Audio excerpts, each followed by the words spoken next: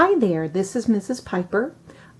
Before we move on to step 4, I would like to go over an alternate method.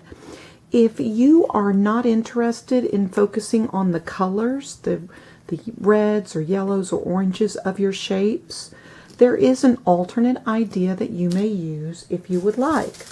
Now, everything you have done thus far will remain the same. So you will take your box, you will fold it and cut out your shapes back to back. Everything will remain the same. Even though you're covering it with foil, it's good to go ahead and have both layers. In other words, still having 2 layers of the box will make the cardstock thick enough.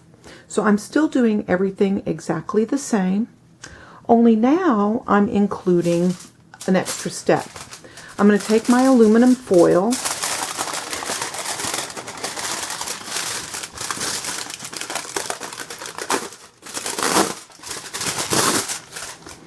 and now there's a shiny side of the foil and a matte side. I like the shiny side to face out, but now I'm going to wrap the shapes that I'm cutting out in foil. Now, for this second sculpture, I'm doing 2 just to demonstrate 2 different types. My first one, the one that's focusing on color, has very organic shapes. But this one that I wanted to incorporate the metallic finish has very geometric shapes. So I have the triangular shape repeated over and over again. You will notice I have some small, some medium, some large. And so there are a variety of sizes, but it's going to be very nice to have a sculpture that has geometric shapes as opposed to organic for this one. Now, once you've got your shapes, you're going to glue your foil to the outside. So I'm going to take this triangle and I'm going to put glue around the edge, just like that. And I'm going to place it on my foil. Okay? Then I'm going to put glue on the other side. And I'm going to fold the foil over on itself. And I'm going to rub it. Because now you can see the shape. I take my scissors and I cut it out.